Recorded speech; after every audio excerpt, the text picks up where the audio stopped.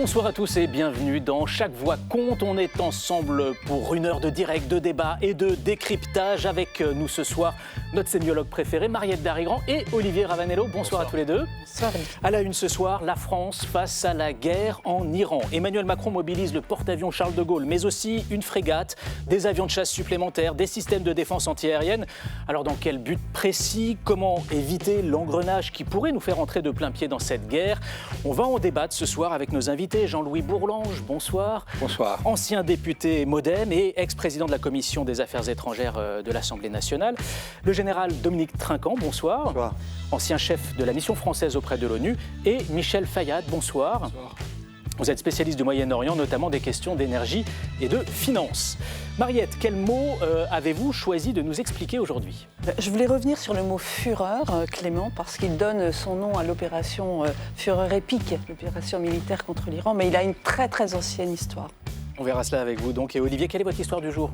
C'est l'histoire de petits soldats et de lampe à huile du président de la République. Suspense. Dans la deuxième partie de Chaque Voix compte, place à la question qui fâche. Comment sauver le musée du Louvre? Et plus globalement, comment sécuriser nos musées? Les députés devaient auditionner hier l'ancienne patronne du Louvre, Laurence Descartes, mais elle ne s'est pas présentée devant la commission d'enquête parlementaire. On en parlera avec deux de ses membres, les députés Céline Calvez et Alexis Corbière, et avec Didier Rickner, qui est le fondateur de la Tribune de l'Art. Et puis cette émission, c'est avant tout la vôtre. Alors n'hésitez pas à poser vos questions, à nous faire part de vos réactions, à interpeller nos invités en flashant le petit QR code que vous voyez s'afficher juste ici, en bas de votre écran. Enfin, on est à moins de 2 semaines des municipales. Place donc à notre journal de campagne. Ce sera avec Marco Pommier. Voilà pour le menu. Installez-vous confortablement. Chaque voix compte. C'est parti.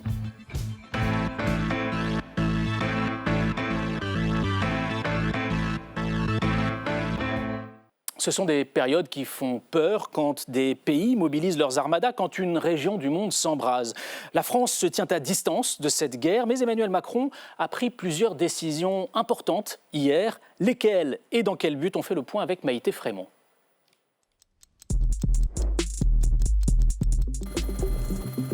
Sur ces images qui datent d'il y a 15 jours, on voit le Charles de Gaulle en plein exercice dans l'Atlantique Nord. Depuis, le porte-avions, symbole de notre flotte française, a fait demi-tour pour mettre le cap vers la Méditerranée.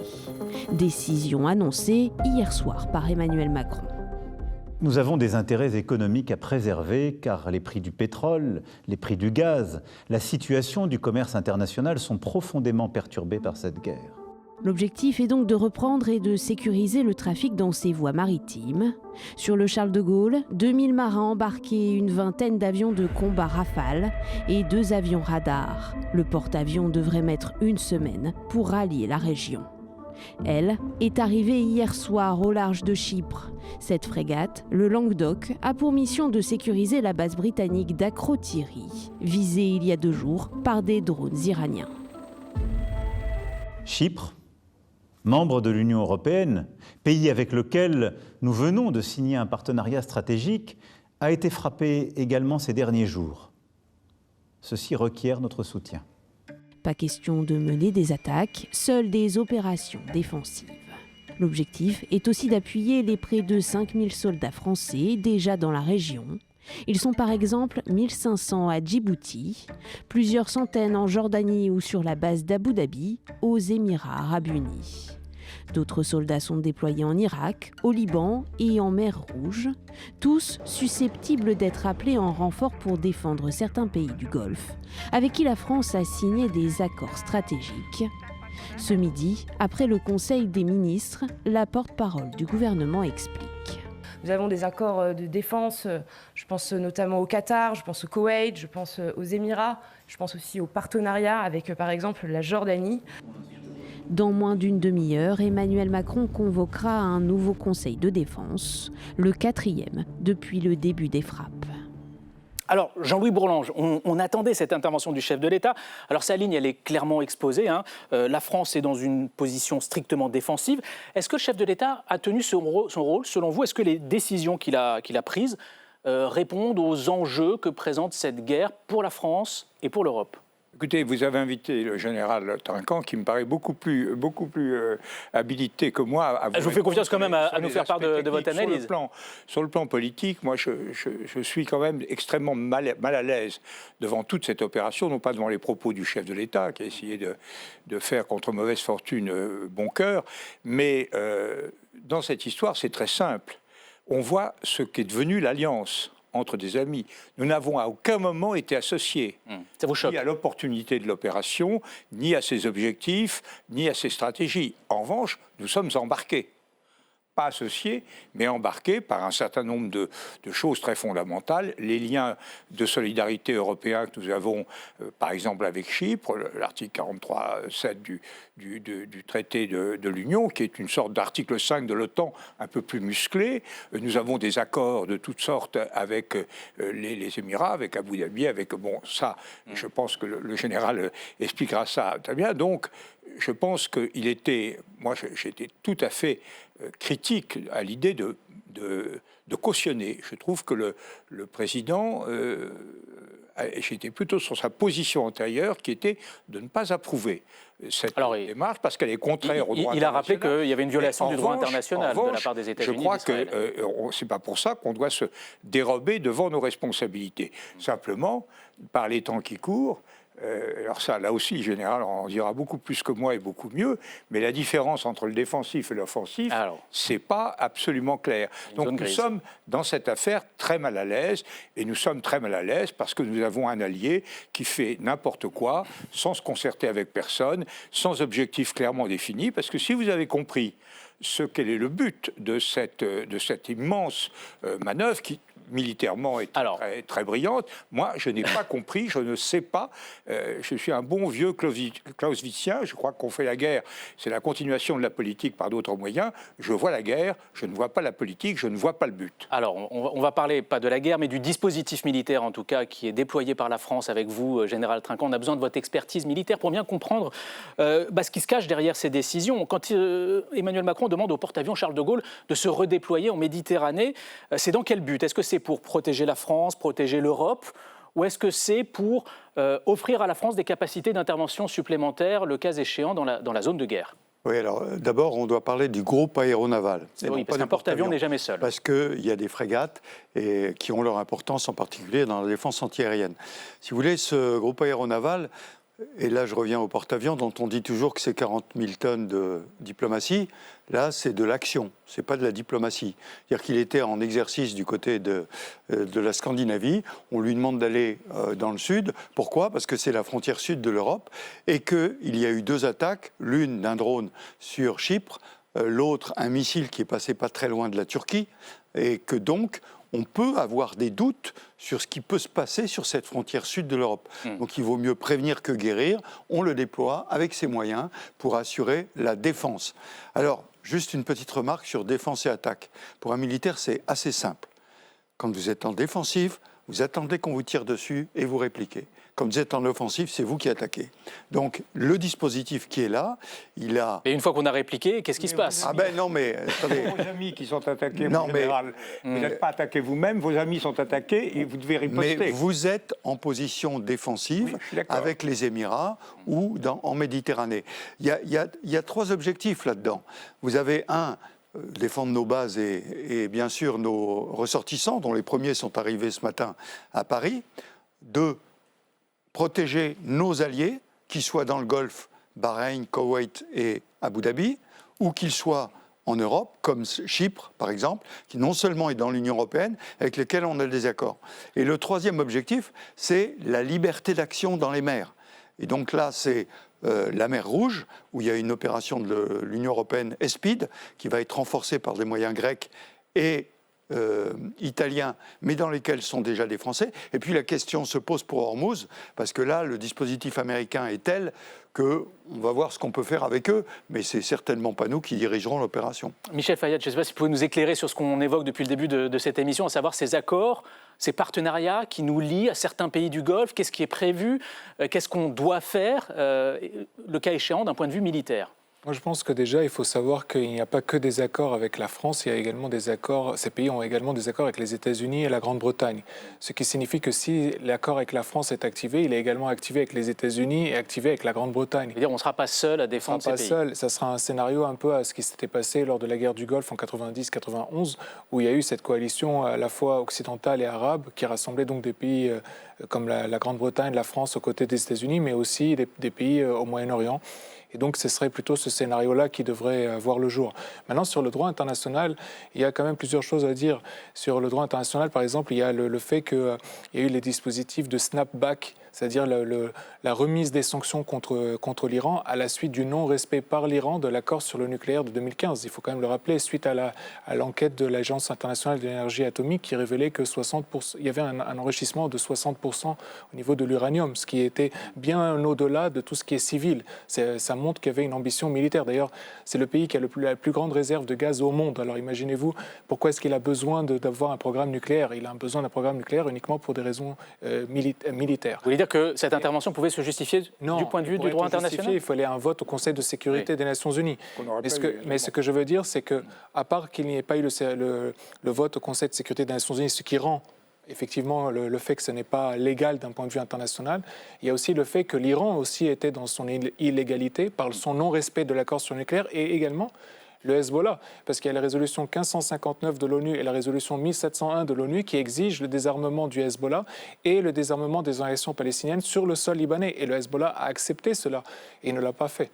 Général Trinquant, est-ce qu'il n'y a pas quand même une zone grise dans ces accords, ces partenariats militaires entre la France et certains pays du Golfe? Parce qu'on voit le Qatar aujourd'hui qui s'énerve contre l'Iran, qui dit attention, si vous continuez, on ne va pas rester les bras croisés. Qu'est-ce qui se passe si, par exemple, je ne sais pas moi, les Émirats arabes unis décident de riposter à l'Iran? Le premier point, il faut noter que, à mon avis, l'Iran a fait une erreur stratégique en frappant ces Émirats. Pourquoi?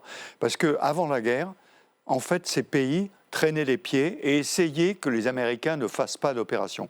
Ils ne voulaient pas ce tohu-bohu dans le Golfe. L'Arabie saoudite et les Émirats.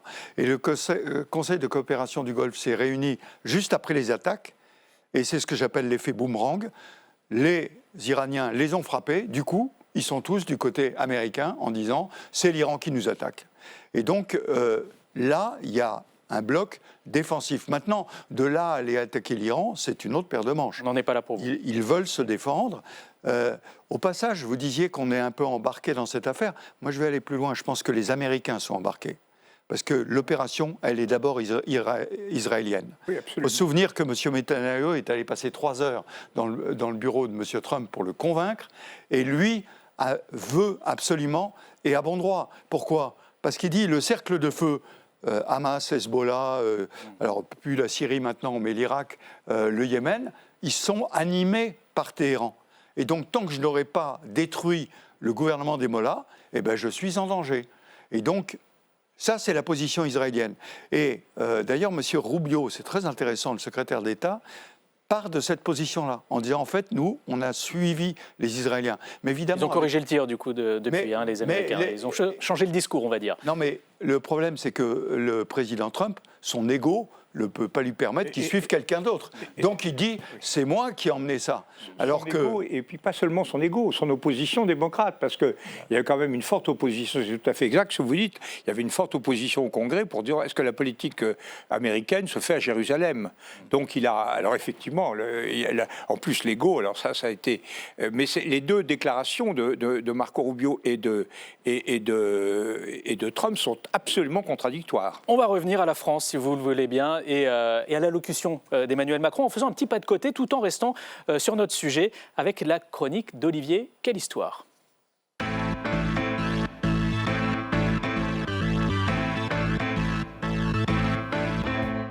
Alors Olivier, vous avez regardé de très près l'allocution d'Emmanuel Macron. Quand je dis de très près, c'est parce que vous êtes concentré sur son bureau, parce qu'un bureau présidentiel peut porter un message politique. Absolument, un discours et surtout une mise en scène absolument inédite, un plan large où l'on voit donc le bureau du président, où l'on a laissé ostensiblement tous les objets du quotidien. À commencer par les dossiers, pour montrer que c'est un président qui travaille, que c'est un président qui va au fond des choses, qui lit, qui annote et qui est un président réfléchi. Et puis, il y a ce livre qui a beaucoup fait parler, livre du poète chilien Pablo Neruda, Résider sur la terre, qui est un livre et une réflexion d'un homme assez désespéré qu'il a écrit juste avant la Deuxième Guerre mondiale et qui porte une vision sombre sur l'humanité. On est donc très loin d'un président de la République, au contraire, très actif, très combatif, mais c'est justement l'effet voulu, on n'est pas dans un effet miroir, je lis ce que je pense ou je pense ce que je lis, c'est tout le contraire, c'est un président qui, même dans l'action, a la capacité de prendre du recul. Au fond, on est dans une posture extrêmement mitterrandienne. Et puis, il y a cette image aussi qui est intéressante, celle d'un soldat, un petit soldat de plomb de l'armée napoléonienne qui est posé sur le bureau du président, aux côtés d'autres insignes militaires qui sont des insignes et des symboles de différents corps d'armée. Pour ceux qui en doutaient encore, l'univers du président de la République en ce moment, il est éminemment militaire. Et puis, il y a cette lampe qui, moi, m'a interloqué à l'arrière, une lampe à huile. Qu'est-ce qu'une lampe à huile vient faire dans le bureau du président de la République ? Eh bien, quand on connaît le goût pour l'histoire de son conseiller mémoire et qui écrit beaucoup de ses discours, peut-être que cette lampe à huile fait référence à ça. Il est tout à fait naturel que l'on ressente la nostalgie de ce qui était l'Empire, comme on peut regretter la douceur des lampes à huile, la splendeur de la marine à voile, le charme du temps des équipages. Mais quoi ? Il n'y a pas de politique qui vaille en dehors des réalités. Et oui, De Gaulle, qui est l'artisan de cette bombe atomique et dans les pas duquel, eh bien évidemment, Emmanuel Macron s'inscrit depuis 48 heures avec le discours de l'île Longue et sa révision de la doctrine nucléaire française. Tout ça, pourquoi, me direz-vous ? Bien, au final, pour envoyer un message assez clair et assez net, je suis l'anti-Trump dans l'exercice de ma présidence. Là où Trump apparaît comme impulsif, comme irraisonné, comme travaillant peu ses dossiers, ayant une connaissance très superficielle des choses, Emmanuel Macron, hier dans son allocution, a distillé quantité de symboles pour justement montrer qu'il est tout le contraire. Il a fini par le dire lui-même, avoir une France qui soit fiable et prévisible. Alors fiable et prévisible, c'est évidemment les deux mots qui ne viennent à l'esprit de personne quand on parle de Trump. Jean-Louis Bourlange, vous partagez cette analyse de la mise en scène aussi de la parole présidentielle. Oui, c'est possible, mais je crois que ce n'est pas le sujet quand même. Oui. Je crois que tout le monde reconnaît que Macron, que le président de la République est tout le contraire de Trump. C'est vrai qu'il il travaille beaucoup ses dossiers, il les étudie, il réfléchit rationnellement, quelquefois il change un peu, mais enfin, il exerce quand même son mandat dans la clarté rationnelle. Mais est-ce qu'il peut vouloir porter un contre-modèle ? C'est le sujet de savoir si on a un président différent de Trump. Bon, la question qui est posée, c'est de savoir, et je trouve que d'ailleurs les deux interventions d'hier et d'avant-hier sont très bonnes à ce sujet, c'est de savoir si on a ou non les options militaires qui sont adaptées à la réalité. Je crois qu'il faut un peu disparaître quand même. La personne doit un peu disparaître derrière la mission. Michel Fayad, s'il y a vraiment l'ambition de la France et d'Emmanuel Macron de porter un contre-modèle face à Trump, notamment dans ce domaine de la défense, militaire, on va dire, à qui est-ce qu'il s'adresse, le chef de l'État, quand il fait cela ? C'est ça la question, parce qu'aujourd'hui, le grand problème, c'est qu'on n'est pas en mesure d'agir tout seul. On le voit sur le dossier ukrainien et on le voit donc sur le dossier au Moyen-Orient. Comme je le disais tout à l'heure, si même on devait venir pour aider les pays arabes du Golfe, il faudrait le faire avec les Américains et les Britanniques. Donc malheureusement, une intervention de la France seule, elle paraît illusoire et irréelle. Il faut essayer de voir comment est-ce qu'on peut coordonner les choses. Maintenant, il y a des choses qu'on peut peut-être encore réaliser, ne serait-ce qu'au Liban, où on a encore 700 soldats présents. Il y a aussi plus de 25 000 Français qui sont présents. Et vous savez que le Hezbollah a une longue histoire de prise d'otages français au Liban. Et donc, il y a quelque chose à faire. Vous savez, aujourd'hui, il y a le Ford pour le porte-avions américain qui a été déployé dans la mer Méditerranée. C'est la première fois que les Américains, depuis 1983, seraient en mesure d'intervenir contre le Hezbollah aux côtés des Israéliens. Si jamais oui, c'est une possibilité. Non, mais il y a un an, ils l'avaient déjà fait. Les Américains, non. Ils avaient déployé un porte-avions. Non, mais ils n'ont pas attaqué. Oui, non, ils ne l'ont pas fait. Ils C'est avaient ça, la possibilité. Ils n'ont pas, avaient la mais possibilité. ils n'ont pas attaqué depuis 1983. Donc là, il y a une vraie possibilité d'attaque, puisque l'année dernière, en 2025, il n'y a eu aucune guerre contre le Hezbollah, c'était fin 2024. Donc aujourd'hui, il y a ce risque, et la France est obligée de jouer un rôle, puisque le Liban, c'est un pays où elle avait un mandat, c'est également un pays où elle a un fort contingent de Français, et c'est un pays avec une longue histoire avec la France. Donc c'est là où elle doit peut-être agir davantage même qu'ailleurs. Alors vous disiez à l'instant, la France ne peut rien faire seule. Oui, malheureusement. Il y a un moment où la France a fait seule, c'était en 2003. On s'en souvient, ça a marqué les esprits de beaucoup de Français au moment du déclenchement de la guerre en Irak, avec le refus de Jacques Chirac et de Dominique de Villepin à l'époque d'engager la France dans cette guerre-là. Je vous propose de nous rafraîchir un peu la mémoire avec un extrait du discours à l'ONU de Dominique de Villepin. Dans ce temple des Nations Unies, nous sommes les gardiens d'un idéal. Nous sommes les gardiens d'une conscience. La lourde responsabilité et l'immense honneur qui sont les nôtres doivent nous conduire à donner la priorité au désarmement dans la paix. Olivier Ravanello, il y a un contraste assez saisissant entre cette prise de parole très claire, très marquée, et la position de la France aujourd'hui sur ce conflit où on est un peu dans un entre-deux. Oui, et toujours cette invocation du droit international. Il y a deux réflexions, je trouve, qui appellent ce discours, et de revoir ce discours. Le premier, Dominique de Villepin parle de temple. Le temple, aujourd'hui, il est vide. Il a été vidé par celui qui l'animait le premier, qui était les États-Unis. Et puis la deuxième chose, c'est cette référence permanente au droit international. Oublie un peu que ce droit international n'a véritablement vécu dans cette enceinte de l'ONU que sur une période assez courte. Durant toute la période de la guerre froide, tout est absolument gelé. Et il a fallu que la Russie soit dans un état de faiblesse tel que cela laisse le champ libre aux Américains, aux Français, aux Britanniques, les 3 des 5 membres du Conseil de sécurité, pour mener des interventions.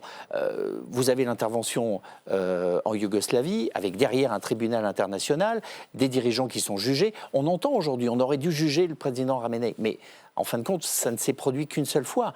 Et dès 2003, eh bien, les Américains basculent, enjambent le droit international et enjambent l'ONU parce que les Français bloquent.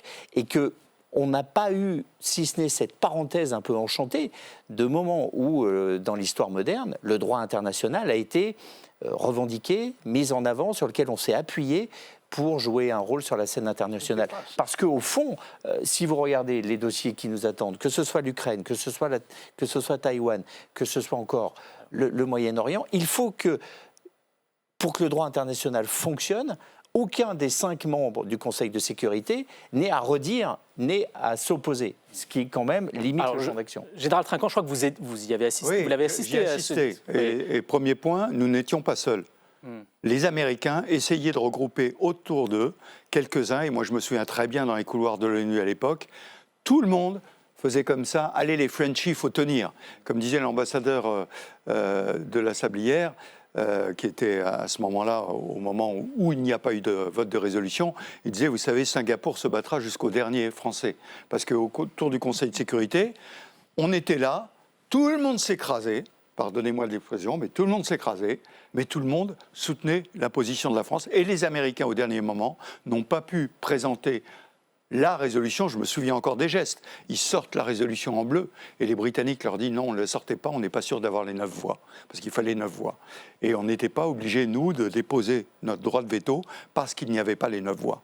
Et simplement, donc c'est de l'histoire que je raconte, donc nous n'étions pas seuls. Au contraire, le monde entier nous soutenait. Simplement, comme on était membre permanent, on était les seuls à avoir le pouvoir de dire non. Et sur l'affaire de la France qui ne peut pas faire, il y a très longtemps que la France ne peut plus faire toute seule. Je veux dire, ce n'est pas aujourd'hui, c'est très très vieux.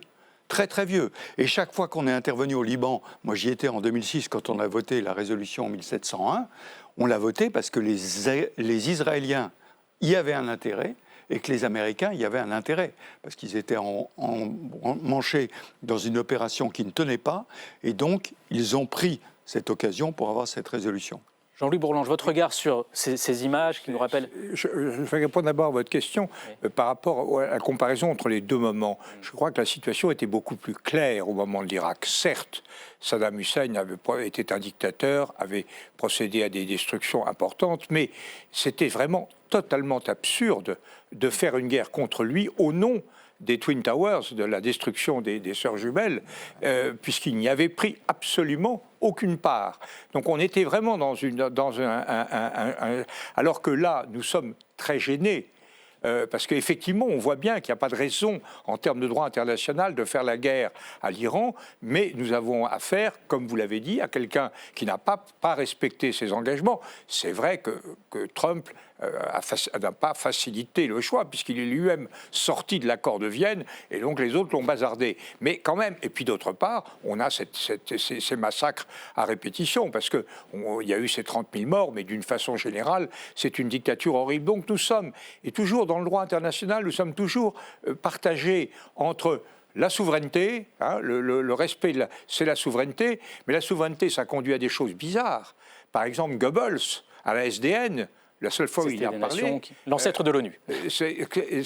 Personne ne doit nous dire ce que nous devons faire de nos juifs et de nos communistes. C'est ça aussi. Et en même temps, on a le droit d'ingérence qui est très incertain, mais qui percute complètement la souveraineté. Donc on est assez malade. Alors sur la seconde question, qui est de savoir à quel moment on a cessé d'avoir de l'influence. Moi, il me semble qu'il s'est passé, il y a une grande crise, ancienne déjà, au début du septennat du général de Gaulle, où nous avons vraiment été la force entraînante, c'est la crise de Berlin. Les Anglais, les Américains, face aux menaces sur le statut quadripartite de Berlin des Russes, étaient plats comme des limandes. Et de Gaulle, seul, avec d'ailleurs pas beaucoup d'armes nucléaires, il était dans l'enfance, a dit non, et les anglo-saxons se sont alignés. Ensuite, dans les années ultérieures, on a fait, et c'est là où nous sommes, on a fait une diplomatie de témoignage. L'exemple parfait, ça a été le discours de Phnom Penh, où on est allé tout près, le général est allé tout près du Vietnam, au Cambodge, pour dire non, ça ne sera pas la solution et vous ne vous en sortirez pas. Mais on a été incapable d'empêcher. Je voudrais juste qu'on évoque une des annonces faites par Emmanuel Macron hier aussi. La France va s'engager dans la sécurisation du détroit d'Ormuz avec ses alliés. Ça implique quoi concrètement d'un point de vue militaire? Est-ce qu'il y a une prise de risque vis-à-vis de l'Iran? Je ne sais pas, entre Général Trinquant ou Michel Fayet, peut-être que vous pouvez vous compléter l'un l'autre. Il y a bien sûr une prise de risque, parce que le détroit d'Ormuz, c'est 50 km, en fait 10 km, parce qu'avec les fonds, il n'y en a que 10 km qui sont utilisables. Et 20% du pétrole mondial qui passe par là, voilà. Enfin, qui ne passe plus. La capacité de nuisance des Iraniens reste importante, avec des petites vedettes, avec des drones qui viennent des zones rocheuses qui sont au-dessus. Donc, il y a une capacité de nuisance, donc une prise de risque. Alors, les Européens avaient travaillé ce sujet avant, mais pas au moment de cette menace. Et à partir d'Abu Dhabi, il y avait un PC européen qui devait pouvoir... Alors nous, on a une frégate qui est dans le Golfe qui peut aider. Mais je vous dis, la puissance américaine est telle là-dedans... D'ailleurs, ils ont proposé d'escorter les bateaux, que je ne vois pas d'autre que les Américains que de piloter de ce problème de détroit d'Ormuz. Mais je vais vous dire une chose simple, c'est qu'on veut faire passer les bateaux, mais les bateaux, ils ne veulent pas passer. Oui. Les armateurs, ils vous disent... Les assureurs ne veulent plus les assurer. Parce que les assurances grimpent comme ça, et les armateurs vous disent, on ne va pas y aller. Oui. Donc, tant qu'il y a un risque de danger, Bab el-Mandeb, vous savez, les gens n'y passent plus, ils passent par Bonne Espérance, ça rajoute plusieurs jours, mais au moins, il n'y a pas de danger. Le problème, c'est qu'à Ormuz, on est obligé d'y passer. Alors, Michel Fayad, là-dessus, vous avez un regard aussi de spécialiste de toutes les questions énergétiques. C'est crucial pour l'économie mondiale, pour l'économie française? Bien sûr, déjà, il y a 20% du pétrole mondial, comme vous l'avez dit. Il y a également 22 à 23% du gaz mondial. Et il y a 33% des engrais dans le monde. Donc, on l'oublie souvent, mais ça compte aussi. Et donc, il y a aussi une autre chose, et là où la France pourrait agir, c'est que le Yémen, aujourd'hui, les Houthis au Yémen pourraient frapper l'Arabie saoudite, comme ils l'ont fait par le passé, et paralyser toute la production saoudienne. Or, ça nous concerne directement parce que nos raffineries en France consomment essentiellement du pétrole saoudien et du pétrole irakien. Puisque depuis qu'on a arrêté d'acheter et du russe et de l'iranien, on est concentré essentiellement sur le saoudien et l'irakien. Et les Houthis ont cette arme de paralyser toute la production saoudienne. Et nous, on a une base à Djibouti qu'on peut utiliser pour frapper les Houthis si jamais ils tentent de faire cela. Parce que, vous savez, l'Arabie saoudite, c'est 10 millions de barils par jour de production sur un total dans le monde de 30-35 millions de barils. C'est-à-dire que vous ne pouvez pas retirer du marché quasiment le tiers de la production mondiale et vous ne pouvez pas en plus retirer les 77 millions de tonnes de gaz naturel liquéfié du Qatar. Enfin, imaginez, ça serait un véritable cataclysme. Donc la France doit protéger effectivement ses intérêts. Et là, pour le coup, on a notre base à Djibouti qui peut agir. J'ai une question à vous poser. Quand on regarde la carte, on voit bien que aucun pays pétrolier ne peut échapper au détroit, sauf les Émirats, parce qu'ils sont en dessous du détroit proprement parlé. Non, et l'Arabie saoudite... Voilà. Et une partie des Saoudiens via le alors canal de je voulais poser la question. Pour l'instant, ça passe par Jeddah, de ce côté-là. Est-ce qu'il y a une possibilité de faire sortir le pétrole par la mer Rouge ? Mais justement, c'est ça, c'est-à-dire qu'ils ont les pipes, ils ont ce qu'il faut. Mais justement, c'est ça le problème, c'est-à-dire que les Houthis pourraient... Oui, d'accord, mais à l'intérieur de l'Arabie, c'est pas un problème. Parce qu'il y a les infrastructures pour acheminer jusque là-bas. Bien sûr, tout le pétrole saoudien ne sort pas par le canal, par le Golfe Persique. Une partie sort par la mer Rouge. Ah oui, c'est interdit. Alors cette période, elle a de quoi inquiéter les Français, et on a voulu savoir ce qu'ils pensaient à la fois de cette guerre et des annonces qui ont été faites par Emmanuel Macron. Ce sont Katia Gilder et Mathilde Boucher qui sont allés leur poser la question. Un temps clément dans la capitale, comme un air d'insouciance. La guerre semble loin. Et pourtant, après les déclarations d'Emmanuel Macron annonçant un renforcement militaire français au Moyen-Orient, l'inquiétude se ressent. Que faisons-nous en tant que puissance européenne? Et il semblerait qu'on nous dise taisez-vous, et restez derrière et bouclez-la, quoi. La France, impuissante dans cette guerre, c'est le sentiment qui domine alors que le président de la République n'a pas été averti des frappes américaines sur l'Iran. Puis de toute façon, il n'a même pas été entendu. Il n'y a que les Allemands et les Anglais qui sont au courant parce qu'ils ont plus de pouvoir que nous. Nous, on est très fragilisés. Aux abords des Invalides, ces canons d'époque et le tombeau de Napoléon, certains se sentent au contraire bien protégés. On a le sentiment qu'on peut se défendre, etc. En tant que Français, on est quand même une puissance. Et c'est vrai que c'est important de le réaffirmer aussi au niveau européen. Même ces Américains, mère et fils, installés à Paris depuis 10 ans, se sentent en sécurité sur le sol français. Je préfère être ici qu'aux États-Unis en ce moment parce que le président Macron, je lui fais plus confiance quand même que le président Trump. Certains sont moins confiants, redoutant une escalade dans la région dont la France pourrait payer les conséquences. Je suis assez vieux pour me souvenir de Jacques Chirac qui ne veut pas aller s'engager en Irak. J'y ai pensé hier. Je me suis dit, là, il y avait un geste qui était assez fort, assez protectionniste, mais assez fort. Qu'est-ce que... en fait, on ne sait pas les conséquences à court, à moyen et à long terme de tout ça. Je trouve que les choses ne s'arrangent pas du tout. Mais je ne dis pas ça à mes petits-enfants, parce qu'il faut leur laisser du courage. Peut-être qu'ils vont retourner à la situation. Un changement attendu aussi de longue date par ces franco-iraniens réunis quelques mètres plus loin près du Quai d'Orsay, avec l'espoir de jours meilleurs pour leur pays. Alors on le voit, ces Français ne sont pas dans la psychose, en tout cas ceux qu'on a rencontrés, mais il y a quand même une forme d'inquiétude. Général Trinquant, c'est important d'avoir l'opinion publique avec soi dans ce genre de moment, de période instable. Oui, complètement, et je vous disais que le président Trump a ce problème-là, parce qu'il n'a pas du tout l'opinion américaine derrière lui. Donc c'est un vrai problème.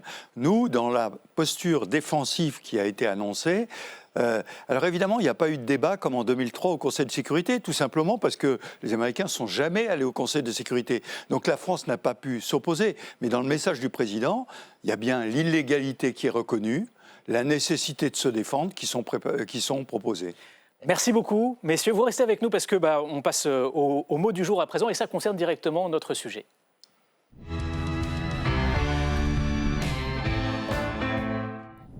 Et Mariette Darigrand, vous avez choisi de nous parler de ce nom choisi par les États-Unis pour baptiser cette guerre contre l'Iran. Pourquoi ?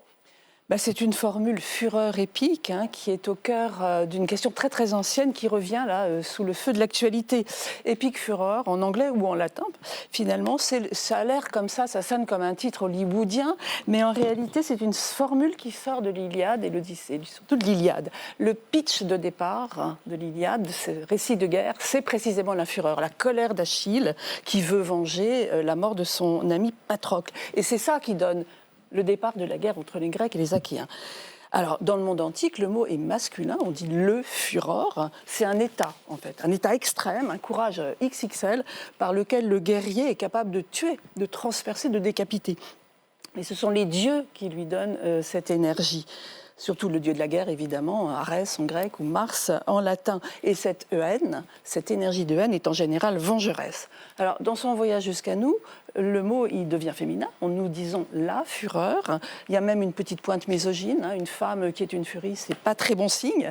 Mais dans le théâtre classique, le mot est devenu amoureux. La fureur de Phèdre pour son beau-fils Hippolyte. Donc là, ça veut dire que le mot, c'est la même idée qu'avec la guerre, finalement. C'est une force qui tombe sur un être humain, une fatalité et sur laquelle il ne peut que répondre. Et je crois que c'est cette dimension-là que les Américains, finalement, donnent aujourd'hui. C'est en tout cas ce qu'ils disent. C'est comme si cette guerre contre l'Iran, cette fureur contre l'Iran, c'était une façon de répondre à la fureur nucléaire supposée de l'Iran.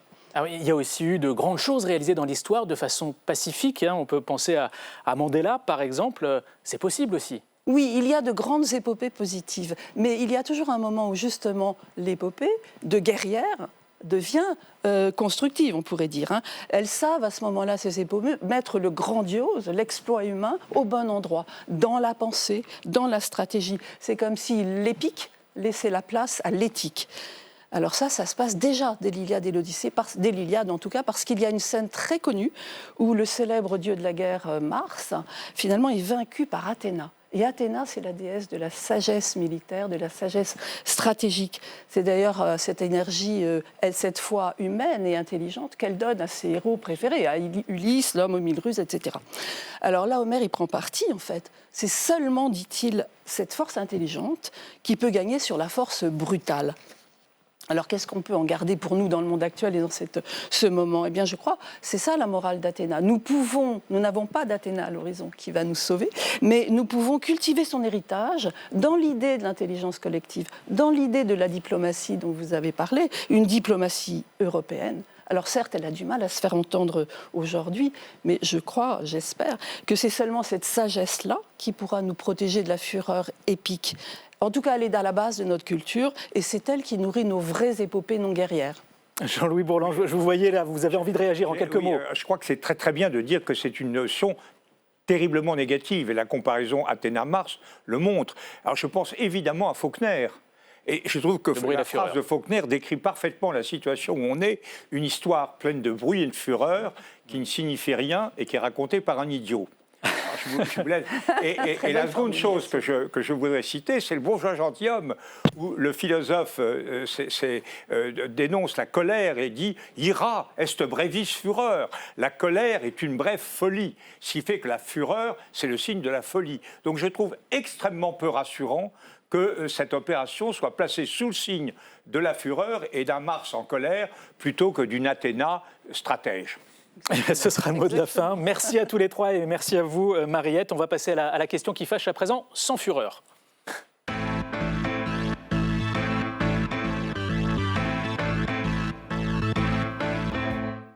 On l'a longtemps considéré comme le joyau de notre patrimoine, sans doute le musée le plus connu au monde qui abrite le tableau le plus célèbre. Alors je veux parler du musée du Louvre, bien sûr, mais le 19 octobre, c'est une autre histoire que la France a découverte, celle d'un musée mal sécurisé, mal entretenu, dont la gestion est aujourd'hui critiquée. Alors comment sauver le Louvre ? La question est au cœur du travail d'une commission d'enquête parlementaire suivie par Stéphanie Despierres.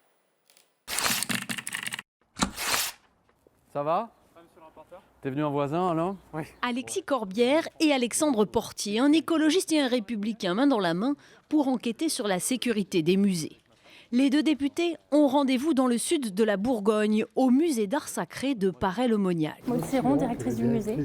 Très honoré, merci de nous accueillir, Alexis Corbière. Avec plaisir. Le 21 novembre 2024, alors que le musée est ouvert, des braqueurs armés font irruption ici, avec un objectif, la Via Vitae, un trésor national créé par le joaillier Joseph Chaumet. Ils sont combien les types? C'était une équipe de 4 personnes. Il y en a une qui est restée faire le guet à l'extérieur, une autre qui a tenu en joue les personnes à l'accueil et les deux autres se sont attaqués à la vitrine.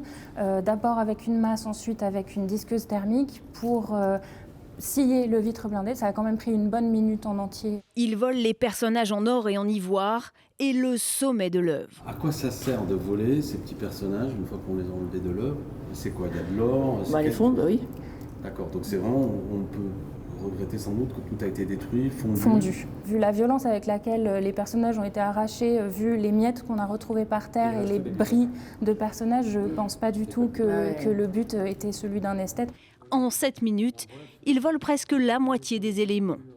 Une partie a été retrouvée dans une rivière des environs quelques semaines plus tard. Si Alexis Corbière et Alexandre Portier mènent leurs investigations partout en France, la raison d'être de leur commission d'enquête, c'est évidemment le spectaculaire casse du Louvre, le 19 octobre. Depuis début décembre, le duo enchaîne les visites, les auditions et l'analyse des archives. Ils ont eu accès à des rapports confidentiels qui confirment que les failles de sécurité du plus grand musée du monde étaient identifiées, et depuis longtemps. Vous voyez assez vite quand même qu'il y a beaucoup de rouge, c'est-à-dire qu'il y a beaucoup d'urgences. Et ces urgences-là, elles datent de 2017. Voilà. Donc c'est ça qui est inquiétant. On est 8 ans après, et malheureusement, beaucoup de ces points-là sont encore d'actualité. À mi-chemin de leurs travaux, les parlementaires étrillent la gestion du Louvre. Clairement, ce n'est pas un accident, au sens où il y a des défaillances systémiques qui font qu'à un moment donné, quand on regarde tous les paramètres, malheureusement, le vol s'explique. Vous avez des caméras qui sont obsolètes, de piètre qualité, vous avez un système de coordination entre les forces de police et les forces de sécurité privées dans l'établissement qui n'étaient pas à la hauteur. On a des bâtiments qui ne sont pas entretenus correctement. Et malheureusement, c'est pathétique, affligeant, navrant, mais toutes les 2 semaines, on apprend des fuites d'eau dans le bâtiment. Donc il y a quand même un problème de pilotage de l'établissement en tant que tel. Les députés attendaient donc avec impatience l'audition de la directrice du Louvre la semaine dernière. Sauf que Laurence Descartes a démissionné la veille. Reconvoquée hier, elle a de nouveau annulé pour raison de santé. Désormais, le rendez-vous est le 24 mars. Mais plus le temps passe, plus la liste des questions s'allonge. Depuis le vol des bijoux, la série noire continue. Grève du personnel, escroquerie à la billetterie, nouvelle inondation il y a 2 semaines. Alors la question qui fâche ce soir, la voici. Comment sauver le Louvre ? Et pour en débattre, j'accueille ce soir 2 députés, Céline Calvez et Alexis Corbière. Bonsoir et bienvenue à tous les 2. Vous êtes tous les 2 membres de cette commission d'enquête, on l'a compris, et Alexis Corbière, vous en êtes même le rapporteur. Et à vos côtés, Didier Rickner, bonsoir. Bonsoir. Vous êtes le fondateur de la revue La Tribune de l'Art. On va peut-être commencer par le sujet qui fâche, qui était évoqué dans ce sujet de Stéphanie Despierres, l'ancienne présidente du Louvre, Laurence Descartes, qui vous a fait parvenir un certificat médical, je crois, 3 heures avant ce qui devait être son audition hier. C'est la 2e fois qu'elle ne se présente pas. Je crois que vous l'avez reconvoquée le 24 mars, c'est ça. Ça vous a mis très en colère, Alexis Corbière. Vous avez publié un communiqué de presse à la suite de cela. Vous pensez qu'elle refuse de répondre à vos questions ? Du moins, ce qui m'a agacé, et je crois que c'était le cas aussi du président Alexandre Portier, c'est que lorsqu'elle nous a demandé le premier report, qui était, lorsqu'elle a démissionné, elle a envoyé immédiatement une lettre. On l'a accepté parce que ce qui était sous-entendu, c'est qu'elle allait accueillir son successeur. Ça me semblait inélégant de la convoquer au moment où elle avait beaucoup de choses à faire. Et je découvre le lendemain, en allumant la télé, qu'elle faisait le journal de France 2 avec Léa Salamé. Alors, il faut parler sans doute aux journalistes. Je découvre aussi qu'il y a une interview du Figaro qui a été publiée, où on racontait qu'elle les reçoit dans son bureau. Au même moment d'ailleurs, parce que c'est une coïncidence, nous étions avec Alexandre Portier au Louvre pour faire une visite sur site où elle n'est pas venue saluer le président de la commission des affaires culturelles, elle n'est pas venue me saluer non plus. Clairement, vous doutez du fait qu'elle se présente à la prochaine convocation ? Donc déjà, voilà, il y avait un agacement de se dire on accepte, parce qu'on pensait qu'elle avait des choses importantes à faire pour la bonne gestion du Louvre et la transmission, et elle va au journal de France 2, où elle livre une version évidemment qui lui est assez favorable, on peut le comprendre, mais enfin, y compris dans l'interview du Figaro, elle explique qu'elle dira devant la commission, mais que les conditions de sérénité ne sont pas totalement réunies dans nos travaux. Bon, elle nous égratine, et on lui propose une nouvelle date.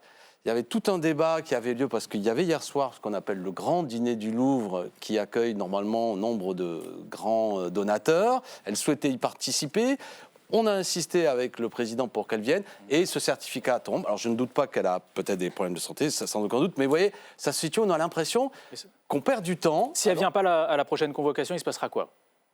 Bon alors, quand il y a un motif, je n'ai pas l'inélégance jusqu'à remettre en cause la véracité des choses. Et je ne peux pas croire qu'elle ne se présente pas. Là, en plus, on est dans des délais assez éloignés parce qu'on souhaite, et je termine là-dessus, que les parlementaires puissent venir. Et actuellement, il y a les travaux parlementaires ne sont pas en cours. Et ça nous semblait, on aurait pu la convoquer, mais faire quelque chose. Lorsque les parlementaires sont dans les circonscriptions, dans un moment d'élection municipale, ça voulait dire que sans doute beaucoup de collègues ne seraient pas venus. On va attendre le 24 mars, date de sa convocation. Oui. Céline Calvez, sur quoi est-ce que vous souhaitez entendre Laurence Descartes avant tout? Qu'est-ce qui vous a le plus choqué peut-être dans tout ce travail d'enquête parlementaire que vous menez depuis plusieurs mois? On l'a souligné, vous l'avez souligné dans le reportage, c'est le caractère inadéquat des mesures de sécurité et de sûreté qu'on a pu découvrir sur place avec Alexis Corbière, le président. Quand on s'est rendu et qu'on a vu le PC sécurité, on a vu que c'était vraiment pas à la hauteur d'un établissement qui a non seulement des pièces importantes, mais qui en plus reçoit des dizaines de milliers de personnes par jour. Donc en fait, on peut pas considérer que c'était à la hauteur. Maintenant, ce qui est le plus alarmant, c'est le fait qu'aient été pointés ces besoins et que ça n'a pas forcément été suivi des faits. Maintenant, ce que je vois également, c'est que depuis le vol du 19 octobre, on a vu d'autres dysfonctionnements. Et puis un dysfonctionnement qui va jusqu'à une prise de conscience sociale et un mouvement social qu'il faut accompagner. Alors vous me direz peut-être que les fuites d'eau en fait, existent partout, mais là, on a une attention redoublée sur tous les dysfonctionnements. Mais ce que je regarde aujourd'hui, moi, au-delà de ce qui, le 24 mars, fera l'occasion de l'audition et qui sera sans doute beaucoup plus suivie que si elle avait été faite en début de cette semaine. Donc, on peut voir aussi qu'on aura plus d'attention sur le 24 mars et voir quelles sont les responsabilités, mais surtout regarder en avant. Aujourd'hui, vous avez un nouveau président du Louvre qui a été nommé. Vous avez une nouvelle ministre de la Culture. Il faut regarder aussi comment l'impulsion peut être faite. Ce qui peut servir de leçon sur le Louvre doit être regardé non pas uniquement sur le passé, mais aussi se dire qu'est-ce qu'on fait à l'avenir. Et le Louvre, on a pu... c'est important on va parler justement des pistes pour l'avenir, mais peut-être avec vous, Didier Rickner, vous avez peut-être un regard un peu moins politique sur le sujet. Comment vous jugez-vous le bilan de Laurence Descartes? Est-ce qu'elle est responsable de tout ou comment vous voyez les choses? Elle est responsable de beaucoup de choses. Elle a été nommée en 2021. Oui. Elle n'est pas restée non plus en poste très longtemps. En 2021, elle est présidente du Louvre. Il faut savoir que la présidente d'un établissement public comme le Louvre a beaucoup de pouvoir. On a pu le voir d'ailleurs. Enfin, on sait que la tutelle n'a pas exercé suffisamment sa fonction. Mais ça fait longtemps que la tutelle a un petit peu renoncé à la fonction de tutelle du musée du Louvre. La tutelle, c'est plutôt l'Élysée. Hein. Je fais un peu de politique quand même parce que c'est les faits. Donc je juge, oui, elle est arrivée en 2021. Et qu'est-ce qu'elle a fait en 2021 ?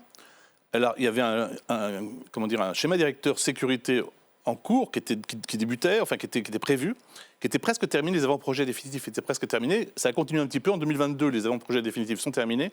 Apparemment, c'est en janvier 2023 que tout est fait. Et là, qu'est-ce qu'on fait ? Au lieu d'y aller, on attend. 2023, 2024, 2025. 3 ans quand même.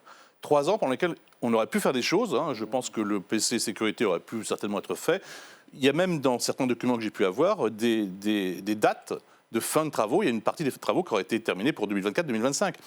Et comme on sait qu'il fallait gagner 30 secondes, hein, ce n'est pas moi qui le dis, c'est l'Inspection générale des affaires culturelles, pour éviter le vol du Louvre, on se dit qu'on n'a pas tout fait au moins pour éviter ce vol et que c'est largement, bien sûr, la responsabilité de la présidente. Oui.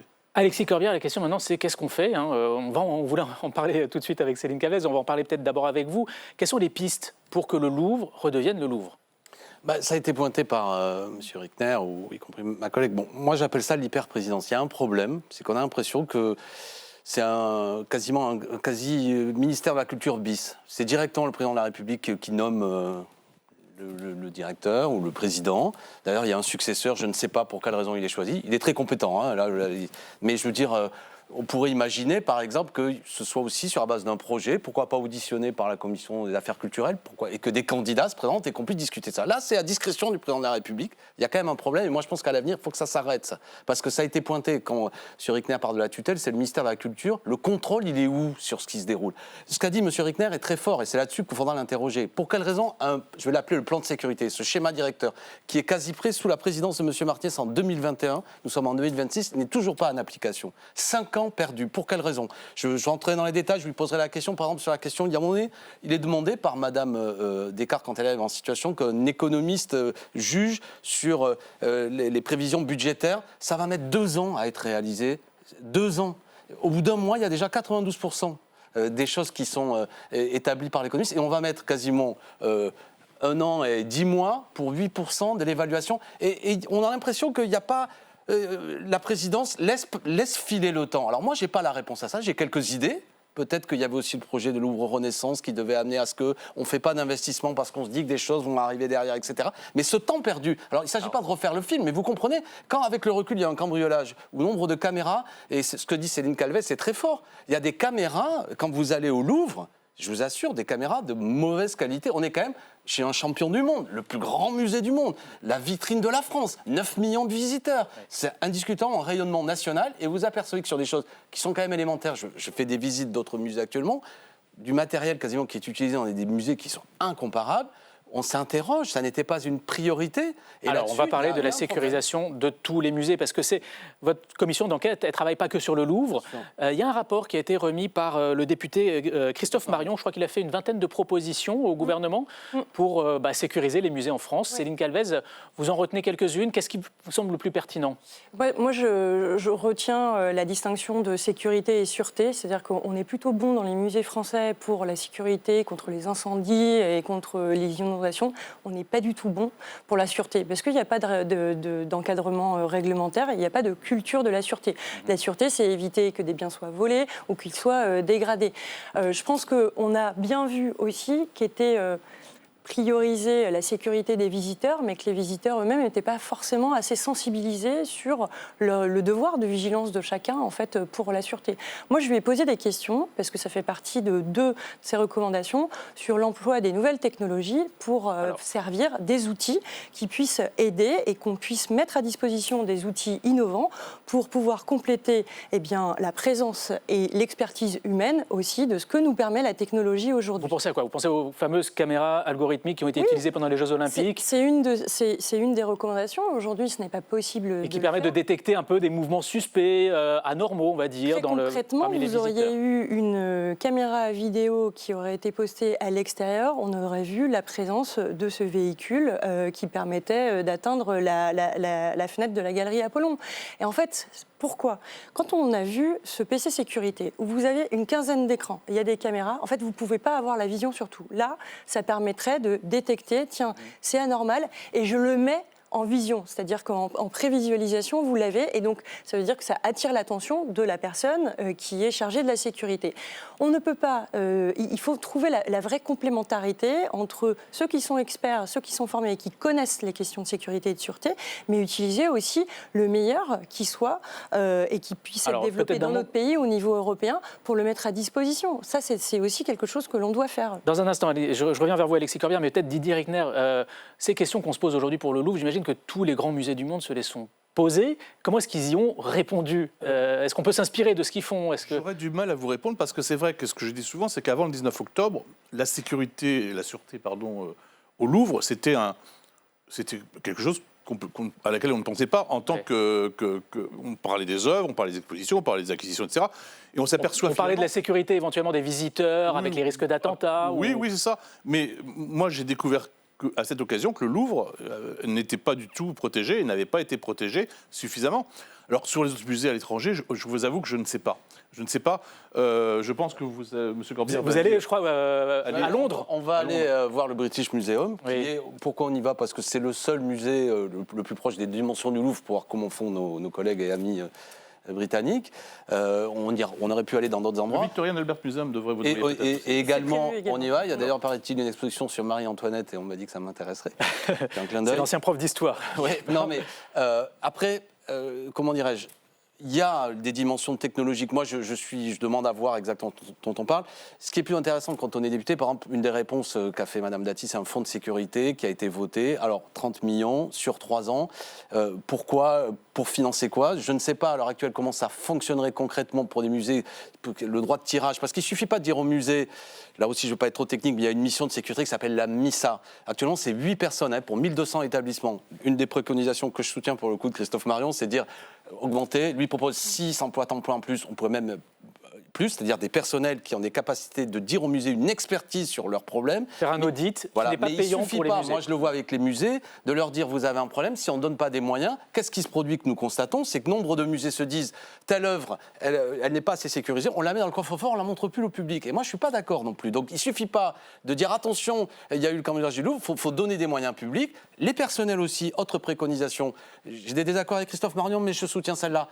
La titularisation aussi de nombre de personnels. Moi, je pense beaucoup au personnel du ministère de la Culture. Il y a du mécontentement social, il y a une mobilisation au Louvre. Et ce n'est pas sans raison, parce qu'il y a un problème aussi de formation, de rémunération, de titularisation. Ça aussi, c'est important. Ce n'est pas les caméras qui vont régler tous les problèmes, c'est aussi des personnels compétents, etc. etc. Vous voyez qu'on est face à des problèmes aussi qu'on voulez réagir. Alors, je suis évidemment d'accord avec ce que vient de dire Alexis Corbière, notamment il faut exposer les œuvres.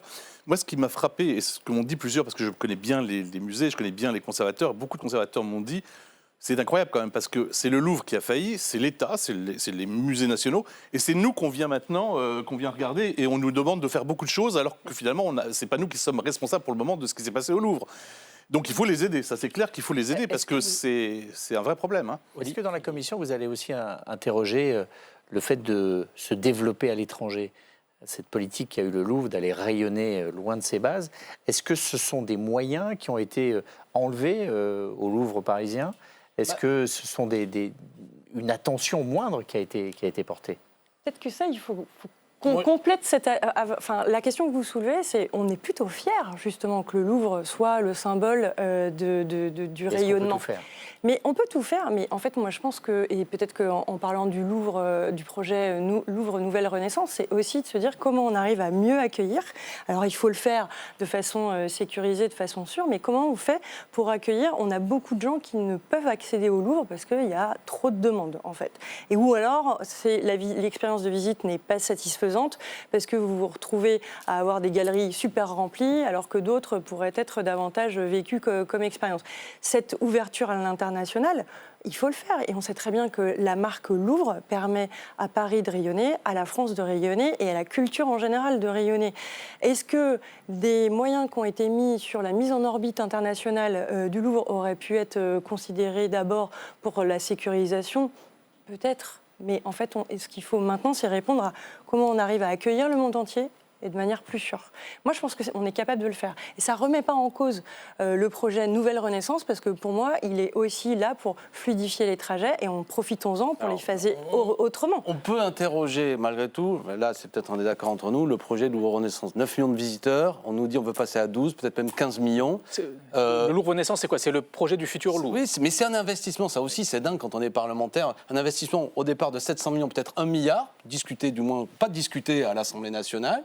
On va mettre des moyens. Alors, il y aura du financement sur des fonds du Louvre, je crois, à hauteur de 300 millions peu après. Des mécénats privés, ça aussi, ça pose question, le type de relation qu'on a. Parce qu'attention, le mécénat privé aussi, il peut amener à ce qu'un établissement comme le Louvre devienne un lieu aussi, un écrin pour faire des choses magnifiques. Mais attention, à l'entre-soi, là aussi... Oui, vous tenez à ce que le Louvre reste un musée populaire accessible, voilà, avec des billets... Il s'agit, moi j'ai un désaccord d'augmenter notamment les prix pour les gens qui sont les étrangers extra-européens, ça se discute, parce que, je veux dire, c'est pas que des gens fortunés qui viennent de l'étranger. Parce que le Louvre, c'est un musée monde. Et moi, je suis pour que cette dimension soit gardée, que ce ne soit pas non plus chaque fois des tarifs plus importants. Vous voyez, c'est des questions qui pourraient être débattues. Et honnêtement, on voit bien que le président de la République, lui, est très investi sur cette question-là. C'est ce que j'appelle l'hyper-présidence. Mais nous, comme lieu de représentation nationale, on pourra en discuter. Quel est le projet ? Alors, moi, je ne le connais pas. D'un mot, le mot de la fin, Didier Rick. Oui, alors je crois quand même que je ne suis pas d'accord avec Mme Calvez sur le fait que le projet Louvre Nouvelle Renaissance est un vrai problème. Et si on veut sauver le Louvre, il faut vraiment arrêter le projet Louvre Nouvelle Renaissance parce qu'il apporte de mauvaises solutions à des vraies questions et qu'il y a d'autres questions beaucoup moins coûteuses et que parce que Laurence Descartes a voulu faire ce projet Louvre Nouvelle Renaissance et mettre de l'argent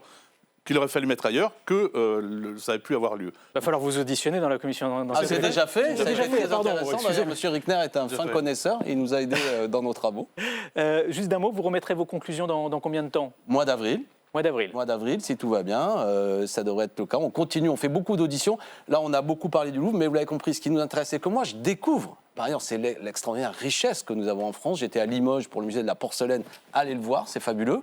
Ils se sont fait voler des porcelaines chinoises qui sont très prisées aujourd'hui. On n'a pas parlé aujourd'hui, mais ce que je découvre, c'est qu'il y a une évolution des menaces. Des choses avant qui étaient très prisées le sont peut-être moins. On ne vole plus les tableaux parce que c'est compliqué. Par contre, et vous l'avez montré dans le sujet, l'or, l'ivoire, apparaît le monial. C'est un musée eucharistique, c'est pas vraiment, comment dirais-je, mais c'est très beau. Là, il y a une œuvre qui a été détruite et abîmée. C'est-à-dire qu'on ne vole pas l'œuvre, on vole le métal précieux. Voilà, on casse vole la chose pour voler des choses qui sont extraordinaires, qui datent du 19e siècle, etc., en or et ivoire. Là, c'est le matériau qui les intéresse. Là encore, à Limoges, là, c'était porcelaine chinoise du 14e siècle. Ça a énormément de valeur. Et il y a des commanditaires, peut-être, l'enquête est en cours, internationaux, et qui montrent que dans des musées comme ça, on a des choses de grande valeur. Mais il faut qu'on garde ce maillage extraordinaire, parce que là aussi, ce que je découvre, c'est ma conclusion, c'est que des fois, les villes et les villages s'organisent autour de ça. Je suis allé à Saran, le musée Jacques Chirac, 260 habitants, et un musée de dimension évidemment internationale et nationale. Qui était victime de le musée Jacques Chirac a été braqué à coups de fusil à pompe, où on a volé des montres qui avaient été offertes au président de la République. C'est traumatisant pour tout un endroit, c'est tout un tissu économique. Donc c'est pas seulement le musée, c'est passionnant, c'est là aussi un maillage symbolique, économique qu'il faut défendre. On voit que ça vous passionne et donc vous reviendrez nous voir au moment de la remise de votre rapport d'ici quelques semaines. Merci beaucoup à tous les trois. On va passer à présent à notre journal de campagne.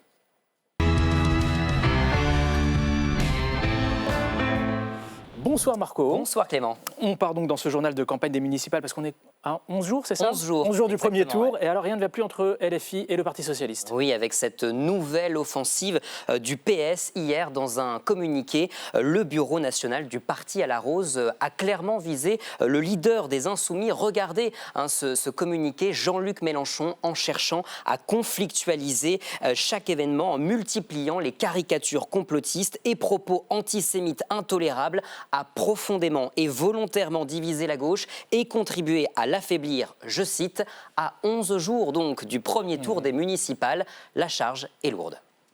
Nous disons à l'ensemble de celles et ceux qui, de bonne foi, en sincérité, sont des militants insoumis, sont des élus insoumis, sont des électeurs insoumis, qu'il y a une autre voie politique à gauche, qui est celle que nous portons.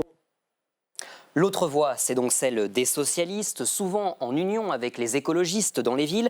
Dans son communiqué, le PS ajoute qu'il refuse tout accord national avec LFI. Donc c'est clair, il n'y aura pas de rapprochement entre le PS et LFI, entre les deux tours? Ce n'est pas aussi simple Clément, car le PS dit aussi que si le RN est en mesure de gagner une ville, une règle s'impose, le désistement républicain. Et ça ne convainc pas Mathilde Panot. Quelle est la tradition à gauche? Le rassemblement. Ce n'est pas le désistement. Et si certains pensent qu'ils peuvent gagner des villes ou garder des villes sans les insoumis, je crois qu'ils font une grave erreur. Et du côté du Rassemblement national, Jordan Bardella appelle à mettre en place un cordon sanitaire anti-LFI au municipal. Mais ce matin, quand on demande à Marine Le Pen si le RN pourrait retirer ses candidats pour faire barrage aux insoumis, la position n'est plus vraiment la même. Pourquoi on retirerait nos candidats pour faire barrage à LFI? Ce sont des élections municipales, cher ami. Donc, figurez-vous, il y a un truc qui est extraordinaire. Quand les gens votent pour le Rassemblement national, c'est pour avoir des élus Rassemblement national. Le RN se maintiendra partout. Mais bien entendu. Bon, vous avez compris, au RN comme à gauche, on est encore loin d'un éventuel cordon sanitaire anti-LFI. Une réaction, Alexis Corbière, peut-être, parce que vous le connaissez bien, ce parti, vous connaissez bien Jean-Luc Mélenchon, vous avez été un de ses proches pendant longtemps. Ça vous inspire quoi, tout ça? Je suis un homme de l'union, maintenant. Il faut l'union de la gauche et des écologistes. On voit bien la division fera que non seulement la gauche disparaîtra, mais même à l'occasion de l'élection présidentielle et des sondages qui sont sortis, si la gauche n'est pas rassemblée, elle sera en difficulté. Moi, ne pas couper les ponts avec LFI. J'interprète comme vous que je désapprouve un peu l'esprit du communiqué du Parti socialiste, mais pas d'accord national. Ça peut amener, je l'espère, des accords locaux. Je pense en particulier à Marseille.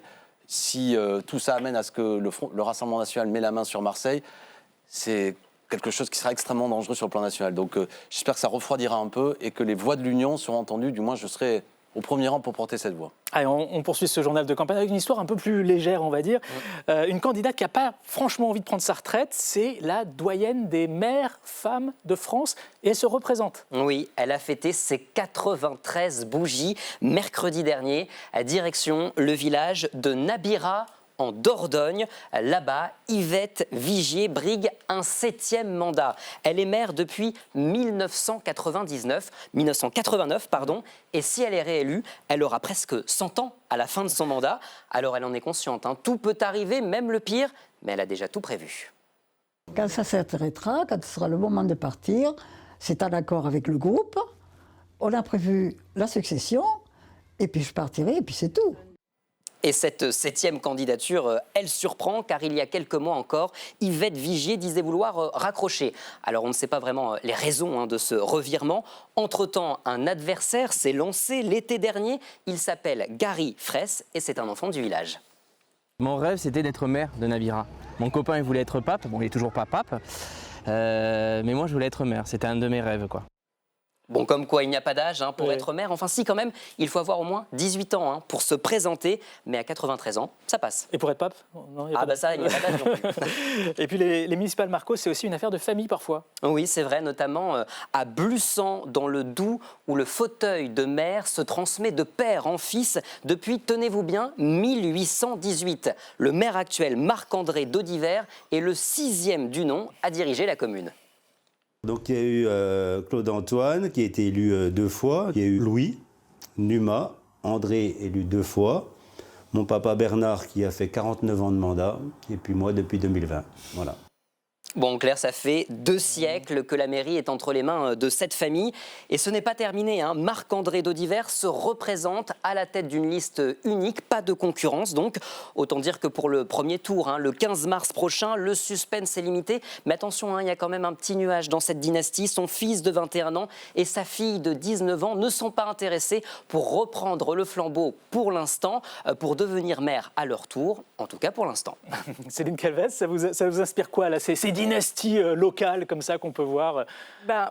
Ça m'inspire qu'il va falloir changer un peu ça. Enfin, vous pensez que c'est démocratique en même temps? Oui, c'est démocratique, mais enfin, je pense qu'en fait, on ne s'autorise pas dans cette ville à penser qu'on peut se présenter, en fait. Alors, il n'y a pas beaucoup d'habitants et ils disent qu'ils sont contents de leur maire. Mais c'est peut-être qu'on ne pense pas suffisamment soi-même à s'engager. L'engagement est devenu... Ça, je vous rejoins. L'engagement est quelque chose que l'on prend pas assez, à mon goût. Donc, la critique est aisée, mais pour l'engagement, et on le voit au quotidien. Et moi, je trouve qu'on a plutôt à montrer tous les exemples dans leur diversité. On peut avoir 93 ans, on peut, voilà, à tout âge, à un moment, on peut être élu, et c'est bien de s'engager. Le message est passé, mais alors là, les listes sont closes. On ne peut plus être candidat pour ce scrutin, en tout cas. Merci beaucoup à tous les trois, et merci à vous, Marco, Mariette et Olivier. C'est la fin de Chaque Voix compte pour aujourd'hui. On se retrouve demain, même heure, évidemment, en direct sur LCP.